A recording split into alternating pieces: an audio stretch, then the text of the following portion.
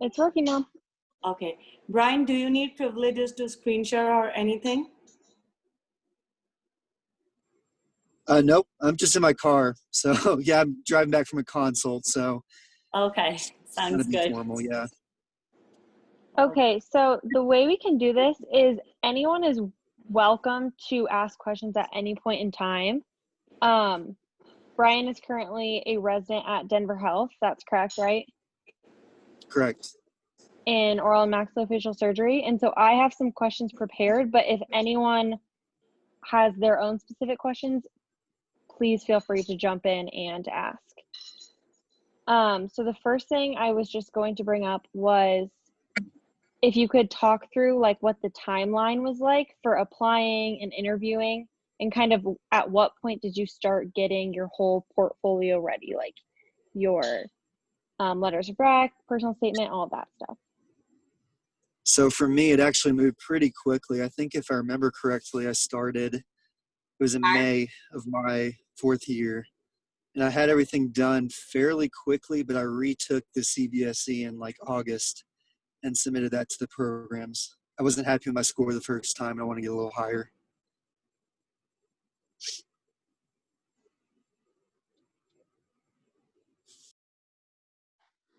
How many times did you? Oh, sorry. Sorry.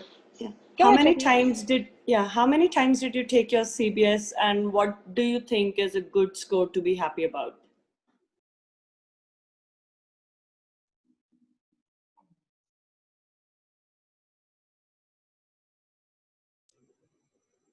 Can you hear me now?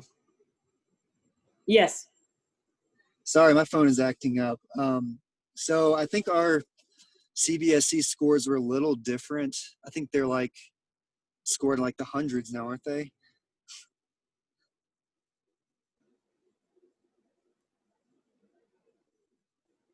So I think I took it twice. I got about 65 the first time I took it. I want to get a little higher.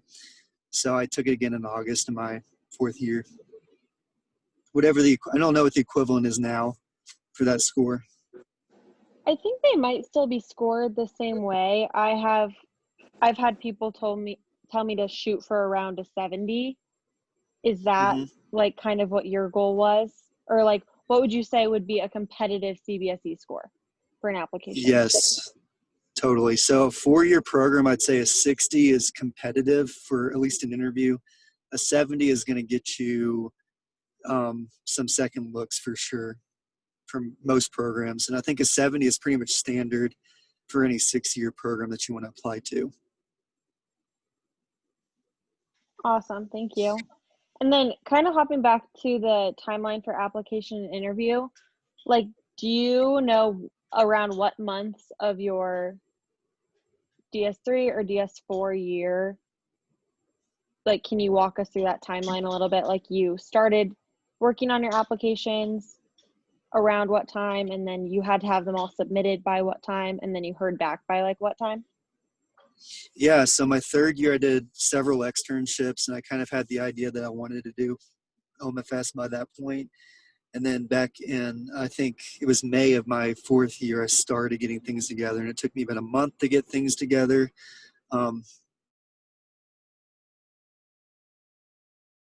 Pretty quickly from then on. Did that answer your question? Yeah, it did. And then, so you applied around the summer of your 4th year? Yeah. So I think I had a complete application by like mid-August of my 4th year. And then I just retook the CBSE and sent that to the places that I applied to. And I think everything was together for sure by at least the middle of September of that year. And then when did you start hearing back in terms of interviews? I think my first interview invite was like the end of September. I think some deadlines are like October 1st. They're like October 15th. And I think my last interview was at Denver Health. And that was I think it was the last week in November, actually. But that's not typical. I think most interviews extend into like December, early January. So a somewhat similar timeline for dental school, you would say? Correct. Awesome. And then my next question is, do you have any recommendations for letters of rec and or a personal statement? Just things that you felt like made yours strong, or things that you wish you would have redone to make yours stronger, or just any advice you have on those two topics? Sure. I'd say I would do mostly OMFS faculty for your letters of recommendation. It's really important to have at least some sort of something different on your application for sure. So if you have, you did really well in Indo or whatever, and your endodontist faculty really liked you or whatever and could write you a really good letter, I would ask them for sure. I know it sounds kind of funny to recommend that, but I think it gives some perspective to your application in terms of just the letters of recommendation. In terms of the personal statement, I will say that our attendings for sure, they latch on to something they find in the personal statement, and that makes you unique. Like, for example, I think somebody applied this year and they said something like she played hockey in Italy for a couple of years, and that really stood out to them. So she got an interview for that. There's some really strong applicants out there, so just making yourself different is kind of difficult to do, and it's also really important to do as well.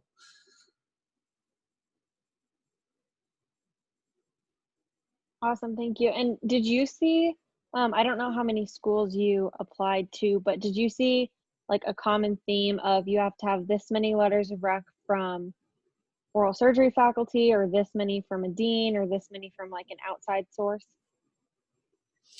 So I don't think so. I think I had 4, and I think 3 of them are OMFS faculty. One was from an externship that I did actually, and then the 4th one was from one of my my group leaders in dental school who I was really close to, who wrote me a really good letter. So I think as long as you have, I would do, if you can, get your the head of the OMFS department at your school to do, so Dr. Dobbs, I guess, at Colorado, to do one for you if you're applying. That speaks volumes for you. And then I would shoot to have somebody else, OMFS faculty, at least somewhere else, do one for you as well. Awesome, thank you. And again, anyone who's just joining, feel free to jump in with any questions you have when we're on the topics, or even if they're off topic. Hey, Brian, it's Brady. One question. Can I ask Brady. you a question here? So could you just kind of speak to, I know you just finished up your first year here, could you just kind of speak to some of your responsibilities, kind of the time commitment, the sacrifice, kind of navigating the hospital and everything like that, just kind of how your first year went for us? Yeah, so it was not as bad as I thought it was going to be, but I had no clue what I was doing the first couple of weeks for sure. And I would anticipate that anybody who does not do an internship somewhere else is going to be just like way over their head, not really know much of anything, where anything is, things like that. And then you kind of figure things out for yourself as you progress. I think after the first month, I started getting a hang of the programs that we were using. And then I went on anesthesia after that. So it was a couple months of trying to figure that out, which was a lot of fun. Responsibilities, they're varied.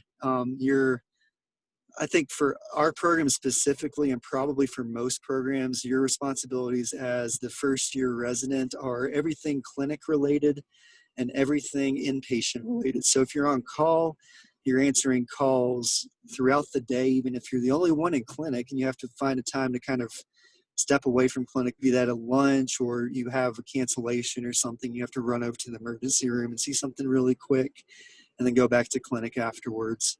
But I think call schedules vary at different places. At Denver Health, my first 2 months I was on call, probably Q2 for sure. It was 2 days on, 1 day off for a while. And it was me and my other co-intern who kind of split the call for the first 2 months. So it was pretty rough, but it was also valuable because you learned a lot. And it was fun. It was hard, but it was really, it was enjoyable. That's what I set out to do. So it was kind of cool to actually do it. What else do you want me to speak on in terms of our first year? Like maybe the rotations? Sorry, can you hear me? Sorry, I'm on Yeah, my I can hear phone. Yeah, if you could do that. Also, with your call schedule, is it split between like ENT or plastics, or is it strictly OMFS? Yeah, so we rotated Denver Health and the U. We have a call schedule at Denver Health where we're on 2 days of facial trauma and 1 day off. We do not do tooth call because the GPR program does it, but there's still some times that we have to go and do something because they don't feel comfortable doing it, which is understandable. And at the U, we don't have a facial trauma schedule, so it's really whoever is in the emergency room or whoever's on in the surgical intensive care unit who knows us and they know that we do a good job, so they'll call us to take a consult for them. But I think we're getting more busy at the U than we were in the past, which is a good thing. Cool. And how many facilities is Denver Health associated with? So Denver Health, the U, we go to Children's occasionally, and we go to Skyridge now as well. We don't take call at Skyridge. Okay. And how many full-time attendings? So we have, let's see.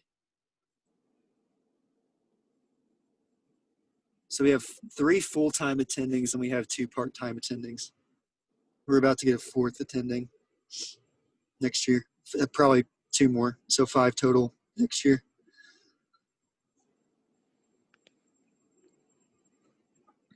Okay, cool. And I think I heard a question earlier about the CBSE in terms of like so the new CBSE, the scores are presented like the USMLE Step 1. So it's a 3-digit score now. And then they also send out a conversion table to kind of see what you got compared to the old score. So I think a 202, a 203 is about a 70 now on the new score scale, if anyone was wondering. Thank you. Thanks, Brady. Yeah, that's certainly a good score. That's what I would shoot for if you want to like get some second looks for sure. I would shoot for at least whatever the equivalent of a 60 or higher is. And a 70 is like you're probably going to get in somewhere if you apply to the right places and you put your best interview foot forward. Brady, did you say the 202, 203 score is equivalent to like a 70? Yeah. There's a conversion table that John Lund did. Once you sign up for the CBSE, he's like the liaison at AAOMS. And so he'll send out a conversion table once you've taken the exam, and you can just, because your score is presented as a 3-digit score, just like the USMLE Step 1 is. Awesome. Brian, do you have any other CBSE related advice, just in terms of things you really liked for studying or how you spread things out or anything like that? Yeah, it was a tough test. I think like everybody does, the Pathoma, the U-World questions, and I think like the Sketchy Micro, those are really good things that help score higher. I was also a pharmacy tech in college, so I had pharmacology and RAPS, I think, which was beneficial for me. I don't have any recommendations for pharmacology other than the, what is it, Step 1, like the first aid. That book was really good too. Was the Holy Trinity is first aid, Pathoma, and the U-World, I think, were the 3 big things that I used. And then some Sketchy Mike. Awesome, thanks.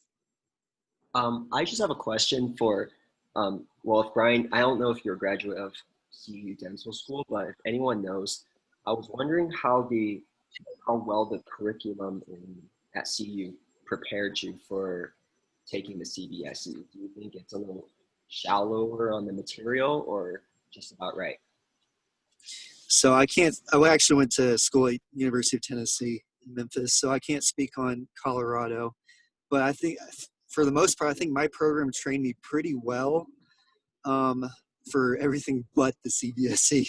So I had to learn a lot, quite honestly. I think they trained me well in pathology, physiology, and anatomy, and then everything else I kind of had to figure things out for myself. So I can speak on how Colorado prepares you for the CBSE units. It's similar to Brian. So our curriculum, I don't know, I know your guys' curriculum, like the underclassmen here, is a little different than what I went through with the integrated portion of it. But even with like strict basic science classes, you just touch the surface of what they require to know on the CBSE. So it's really something you gotta spend months doing, and you gotta be consistent and disciplined with. Because yeah, it's a lot of self-teaching, self-learning, because we just don't, and it's expected in dental school, we just don't touch nearly what we need to be prepared for the CBSE. So I would definitely, like Brian was saying, UWorld, first aid, and pathoma it's a pretty much a core study material used for the CBSE. Something I also felt was pretty helpful was what was it called? I'm blanking. Shoot. But I'll figure it out in a little bit here. But it essentially is a lecture series, and they go through each topic really in depthly, and it's really good. But yeah, in terms of Colorado, they don't. It's something you gotta put the time in to learn. And I think that's pretty universal. Wouldn't you think, Brian? I'd say so. Probably some schools that have classes with med school have a better chance of doing better, but you still have to study for it pretty hard, in my opinion. Absolutely. Were you trying to think of Boards and Beyond, Brady? Yeah, thank you. Yeah, Boards and Beyond was the You're welcome. yeah, that's the lecture series. It's I think it's like 130 hours of lectures, but they're really just, he touches on all the high yields kind of topics and really explains them really well. So that's something else you can consider as a supplement. But I think, yeah, what Brian was saying, UWorld, pathoma, and first aid, it's just core material that you absolutely need to get through the CBSE. I also asked how, like, when is the best time? When is it the best time to start studying for something like this?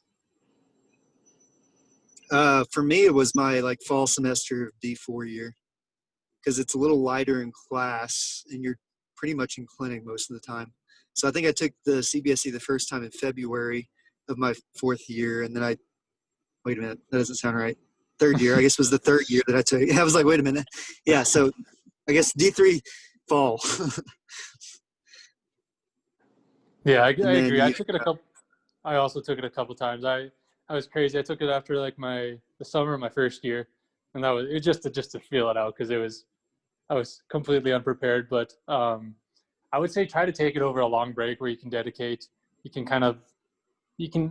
like for granted you have to take it in February and August, but try to find a time when earlier in your education where you get these long breaks to study for. I don't know how COVID's going to affect it, but when you have those long breaks to study for, it's super, super helpful. If you're trying to kind of cram it in with clinic and also going to doing your didactic courses, it gets kind of overwhelming.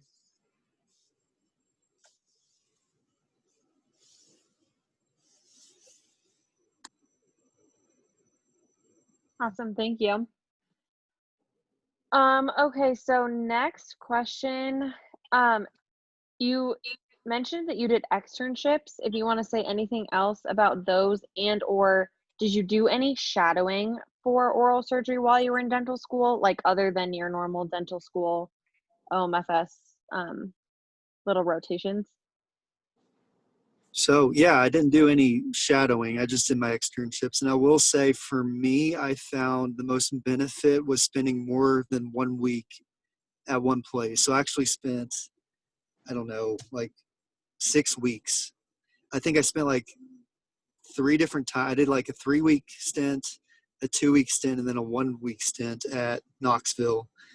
And I learned a lot just hanging out with them. So I will say you probably want to, I did an externship in Florida too, and Oklahoma. But I will say you want to kind of spread it out and do at least 3 personally. And I think it's important to spend more than 1 week there getting to know them, especially if you actually want to try to matriculate there. It just shows you putting your best foot forward for their program. And do I you always get say I to didn't match choose? it anyway, so. Do you get to choose how much time you spend per externship, or is there like a standard time for each school, or? So they'll ask you how long you want to spend there. I think usually if they're cool about it, they don't really care. But obviously if you're annoying, it sounds weird, but if you're annoying them after the first week, they're not going to want to hang out with you for a second week. So you kind of have to play it by ear. But I would say like shoot for 2 weeks at any externship that you do. Hey Brian, could you also speak to kind of what an externship's like? Because I think a lot of people aren't actually sure kind of what's expected at an externship, what you actually get to do and see. Yeah. So let's see.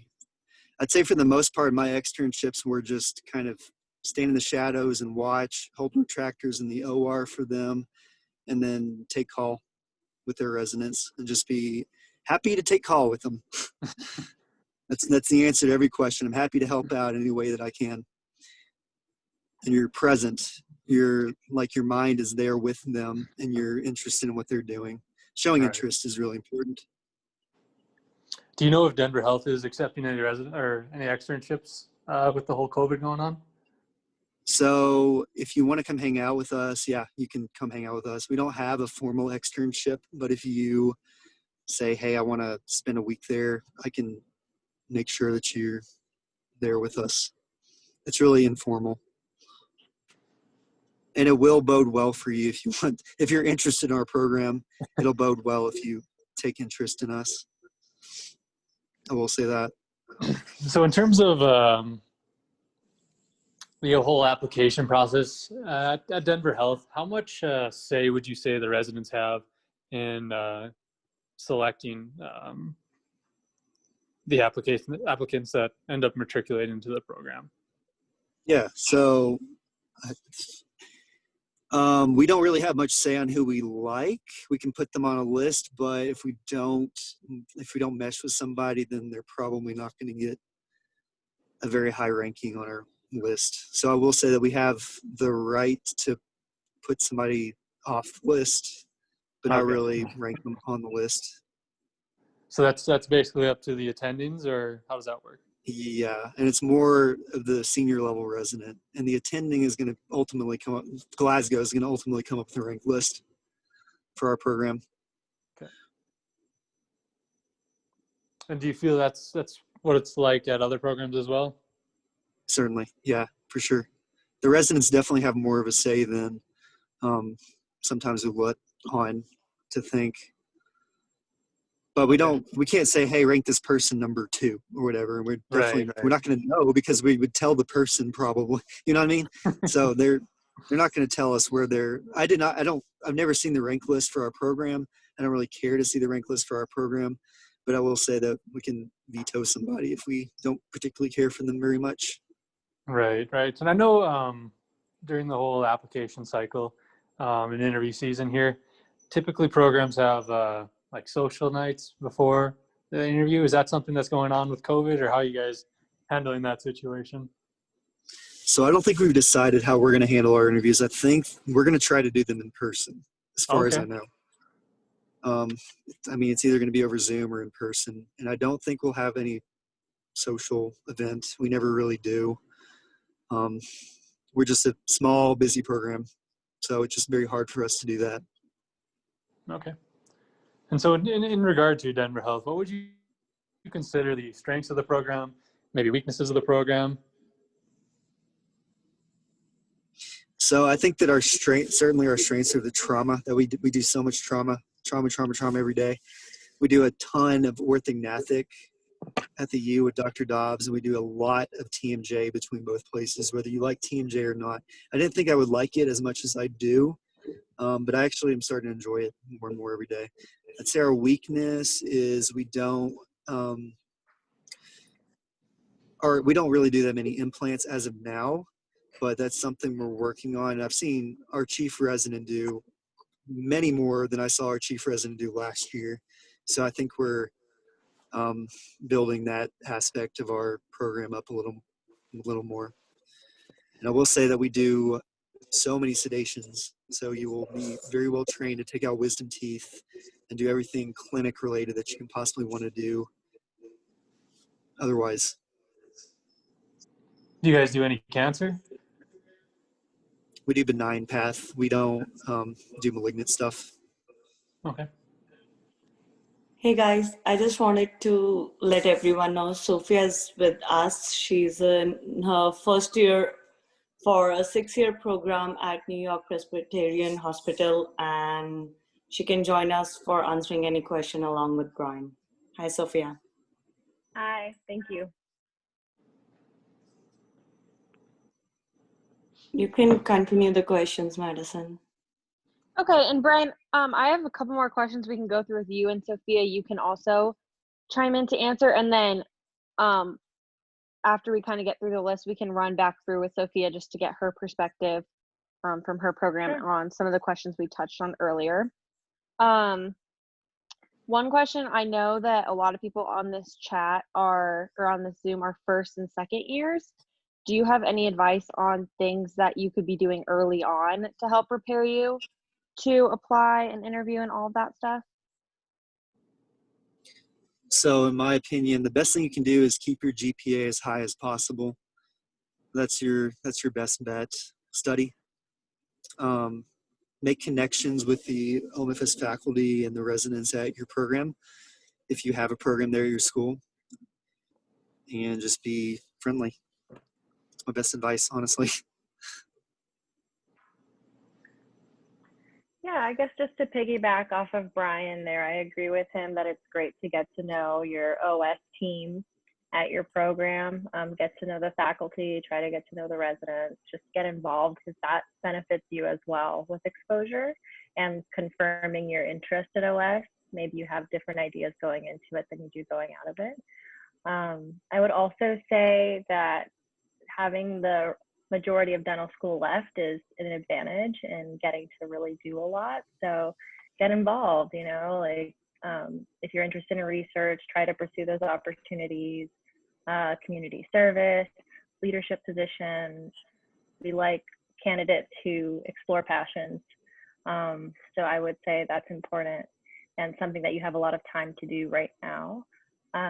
I would also say that the CBSC takes a good amount of studying.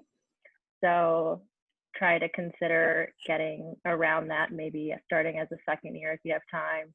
Just get it out of the way so you can move on to other things once you start clinic.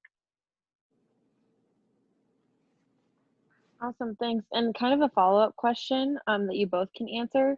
Did either of you do research in dental school? And whether or not you did or didn't, do you think that it is necessary to have a competitive application?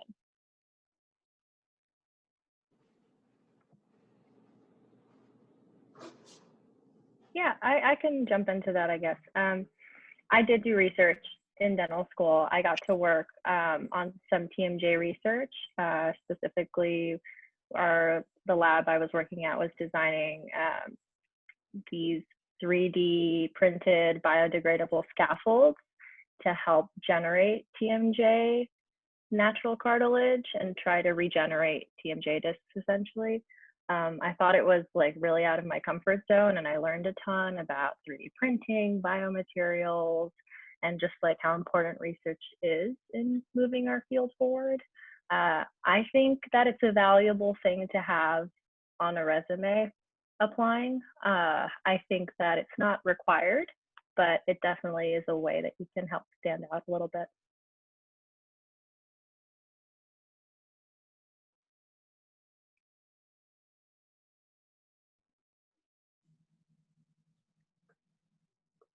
I had a question.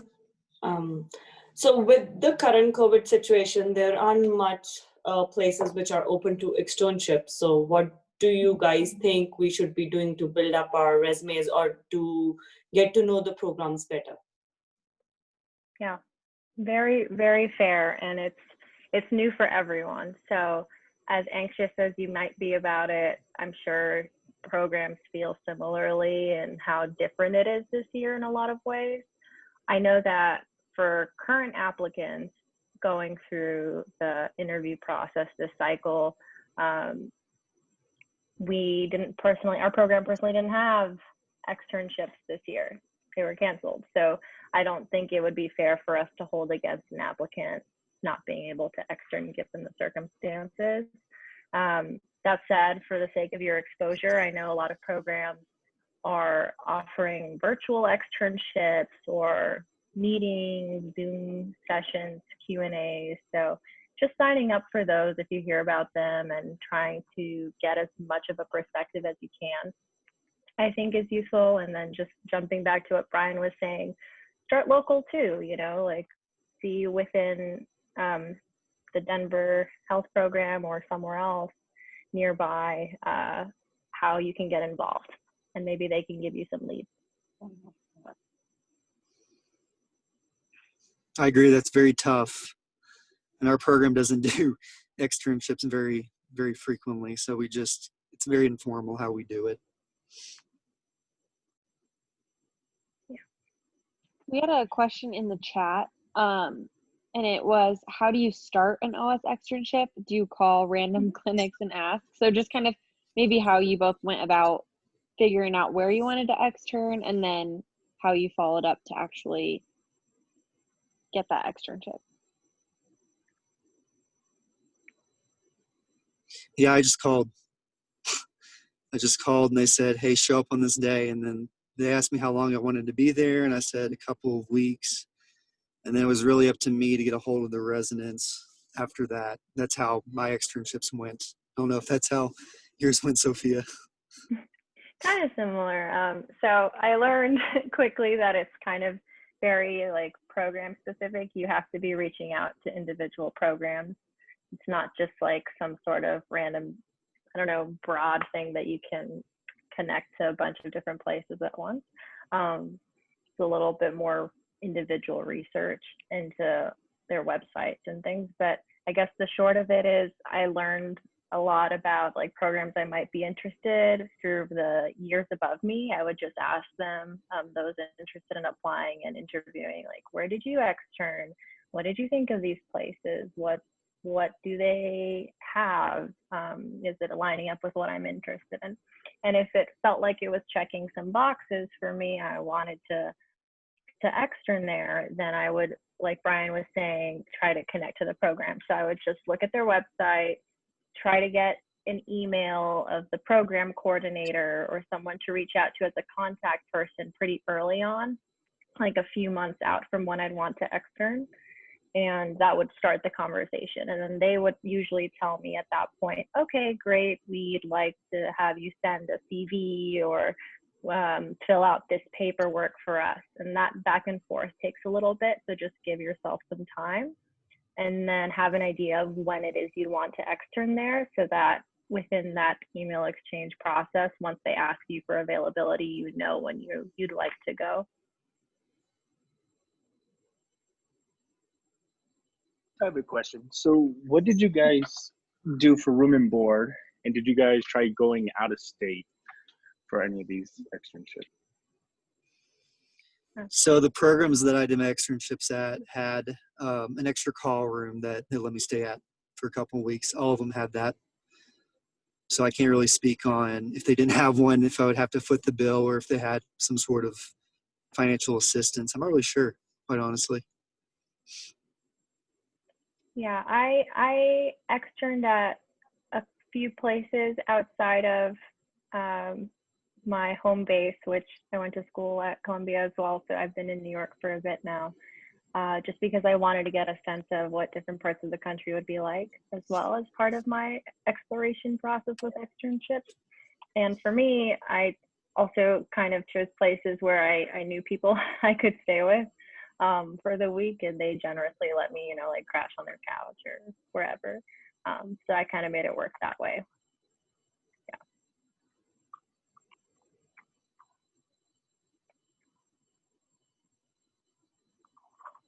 Can I ask real quick, as a first and second year intern, do you guys have you guys have like a class work portion where you guys are still learning and going to class?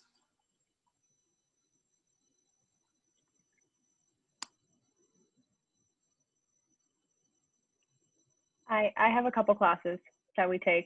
There is some sort of a didactic portion for us.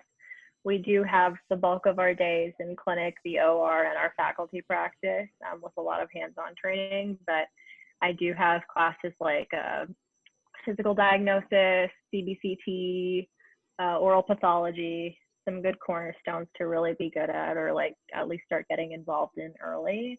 I know for 6th year, a lot of didactics happens when you shift over to medical school as well. So I think that maybe my didactic portion while I'm rotating as an intern on service could be a little bit reduced because I have a lot of didactics coming up for me in the next couple of years. That said, So we don't. you think dental school's harder, or so far do you think your residency has been harder than dental school? I don't know, Brian, you want to take that one? So it's harder in a different way. It's nice being done with school, but it's still kind of school. You're training, but it's not like going to class every single day. You're actually doing what you set out to do. So I think it's in ways it's harder because you could hurt somebody for sure, but I guess you can still hurt somebody in dental school. But it's more gratifying what we do, in my opinion.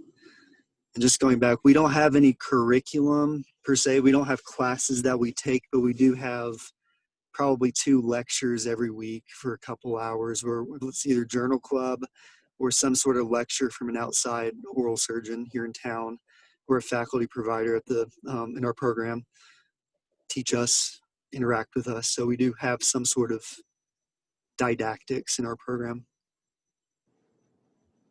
Yeah, I agree with Brian. I mean, hopefully when you go to residency, you're doing what you love. And so it's a really fun, amazing time. But you are working a lot and you are, putting pedal to the metal, and you have a lot of responsibility that you take with that. But I've really the hours just kind of fly because you just are so into it. And it's awesome. It's really fun. I feel like it's such a privilege to get to do residency, and keeping that perspective in mind, I feel like I'm learning so much every day. It's great. It's worth it. I feel like every day I know less than the day I learned before. And I think that's kind of an important thing. So there's so much I don't know, and there's so much we don't know just straight out of dental school. It's kind of crazy and fun.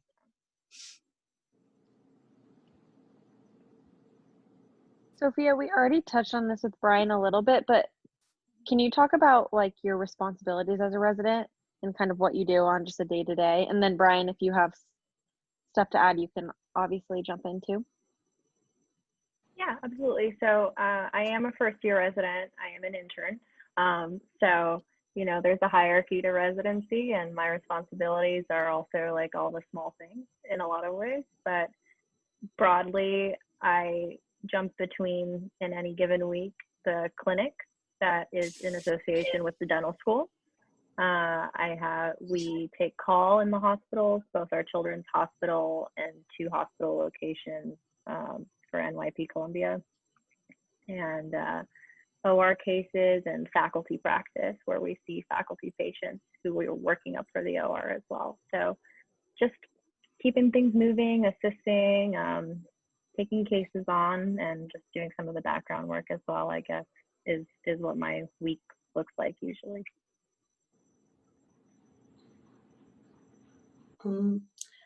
Could you guys tell something? How did you finally decide, do you want to take a 4-year program or a 6-year program? What helped you guys to narrow it down? Sophia, you want to start? Sure. So I did apply to both, although I ended up kind of like leaning towards 6-year at the end of the day for myself.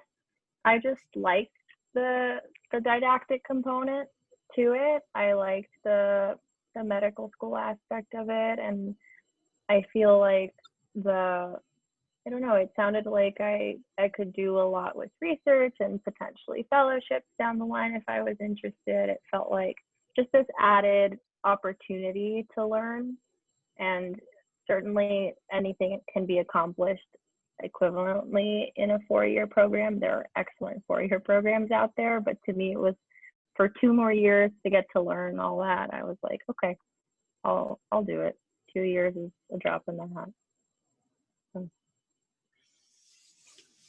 Totally, I agree. I think the biggest deterrent for me was I didn't really want to pay for 2 years in med school, I think is why I ultimately decided on the 4-year program. Yeah. I think our scopes of practice are fairly similar, but obviously you can, I guess as a 6-year grad, you have a higher chance of matching with fellowship programs afterwards, but there's still a potential that I could potentially do a fellowship program afterwards if I wanted more training. Thank you. There are a couple of 6-year programs that do cover medical school tuition. Not many, but there's like 2 or 3 in the country. So something to look at as well if you're interested, potentially.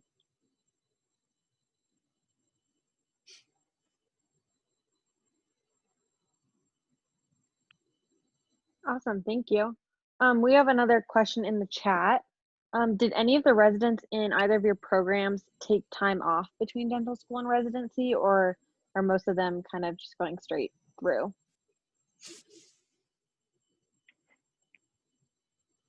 So most of the people in my program are actually older. They're in their like mid-30s. I think I'm the youngest one. I'm 27. And then the next youngest one is like 29 in my program. So most of them took at least a year off. Some did an intern year. Some did a GPR somewhere else. Some practiced. So yeah, it varies what people do. Yeah. Sorry, can you repeat the question to me one more time? Please. Yeah, I just asked if most of the residents in your program took time off between dental school and residency. Thank you. Yeah, we kind of run the spectrum. So I haven't taken any time off between undergrad, dental school, or residency personally. But my co-resident, she took a bunch of time off.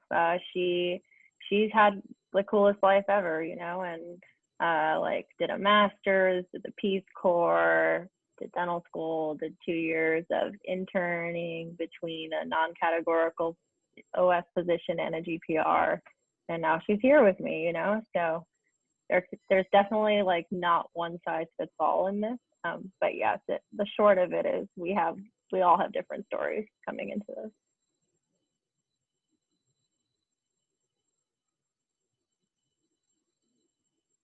Awesome.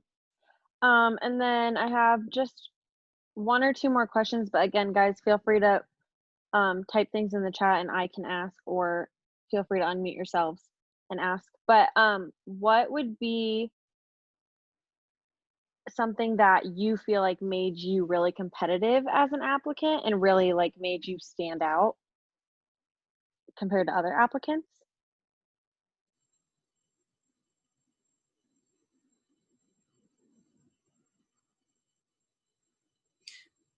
I think for me, I knew exactly why I wanted to do OMFS, and I relayed that to our attendings in my program pretty well. And I think that bode well for me ultimately. Yeah. I honestly don't. Yeah. Oh, sorry, Brian. I cut you off. No worries. Go right ahead. No, I was just gonna say on my end, I honestly don't have an answer to that because I don't know the other end of it and like how they were evaluating me. But cliche maybe, but I just really tried to be like authentic myself, and you know, I show my strengths, but there's not much more to be than yourself, and to try to be someone who hopefully you can get along with for several years in residency, who's responsible and trustworthy, you know, and can take residency and make the most of it. I think they're just looking for an applicant who can join that.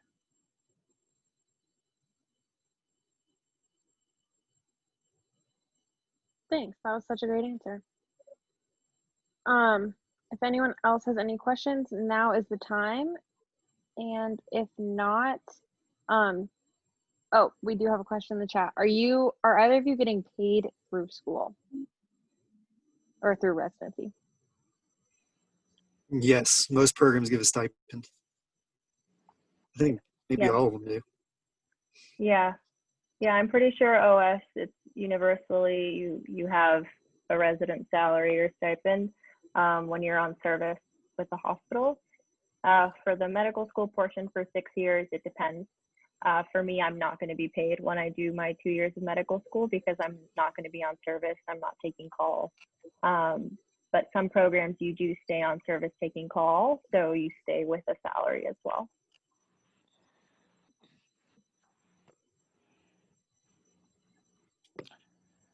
Hello, I got one more question here. Hey, Sophia, I'm Brady Robbins. I'm a fourth year. I applied this cycle. Awesome. Yeah, I just wanted to thank you and Brian for taking some of your time here. I know you have very limited time during your first couple of years in residency, and I just want to, on behalf of all of us, say thank you for spending it with us here tonight. With that said, with interview season here, I've got interviews rolling in. Do you have any advice for the interview process going forward here? And one more question. Actually, go ahead with that. I kind of lost my train of thought there for that question. Sure. For the actual interviews themselves, Brady, or? Yeah, for the interviews themselves.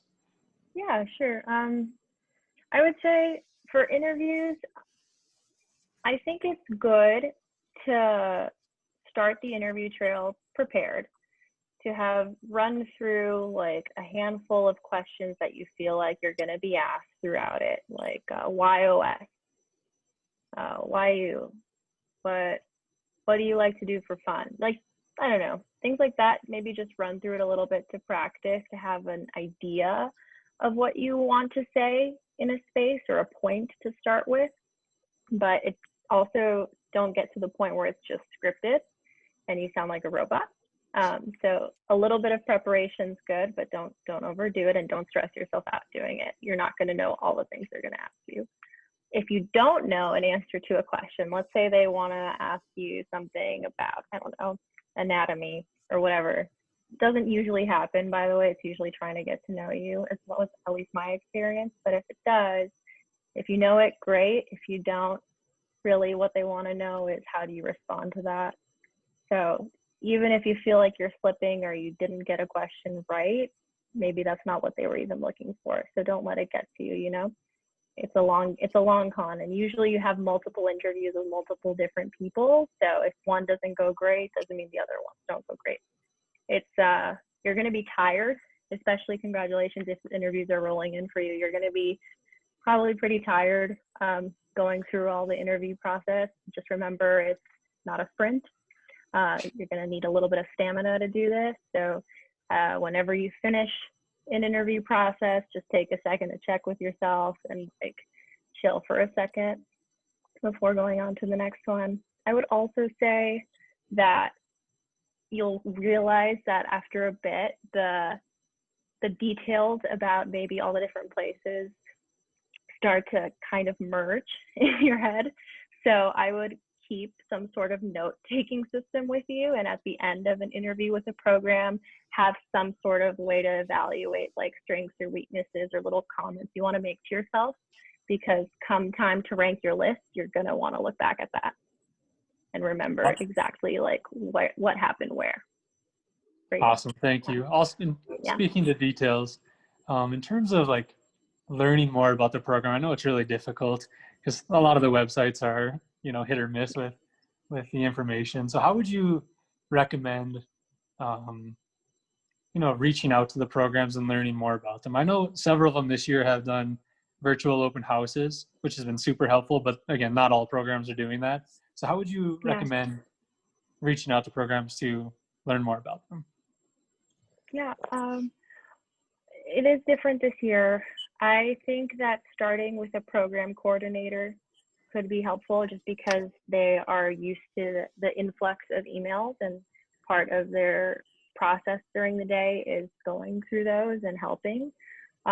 So if you can find the program coordinator's email or a contact point on a website, and maybe like, because it's such an off year, just kind of blank slate it, be like, hi, I'm this person, I'm interested in oral surgery and would love to get to know your program. I know externships are a little bit different this year and everything, but is there another way I can do that? Just kind of like opening the door for yourself. And maybe then they'll give you the contact of a faculty or a resident, or say, hey, we're having this event. And that's kind of just how you like get your foot in the door. Okay.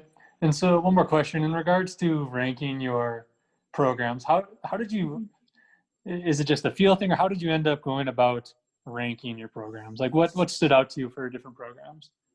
Yeah, it was a combo for me. So I broke down what I wanted out of a program into like categories, let's say, to try to be a little methodical about it. And then I would kind of from 0 out of 10 rank. This is very much just my own system, come up with your own thing. But 0 out of 10 like rank kind of a thing. And then an overall comprehensive gut rank as well. And that would be kind of part of my like individual hash out note process. And then throughout, I would also keep a dynamic list that would change as interviews continued, fueled by like that gut feeling, and just compare both at the end of it. Okay. Mm-hmm. But it is a combination. You're gonna have instincts throughout those interviews and insights that aren't on paper, but you're also gonna wanna weigh things that are very rational, like finances, location, scope. So you're gonna have a little bit of both there. Awesome, thank you.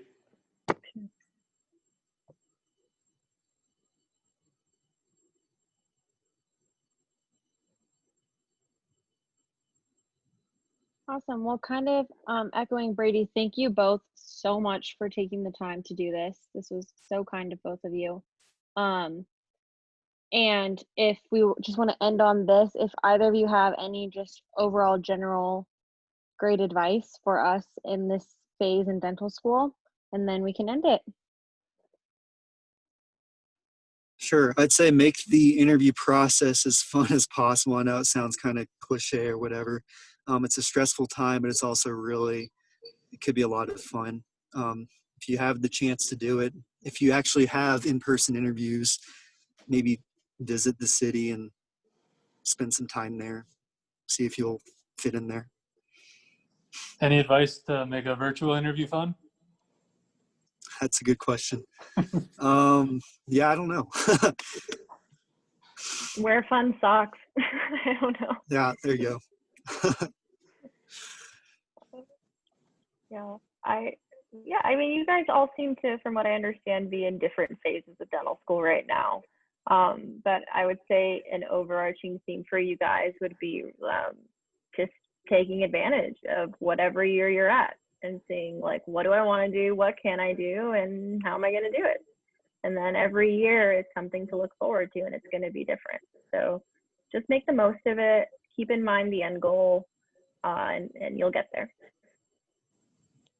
I wanted to thank Sophia. She's my mentor from AMOS mentorship program, and I would advise all the females out here to join the women mentorship program for OMFS.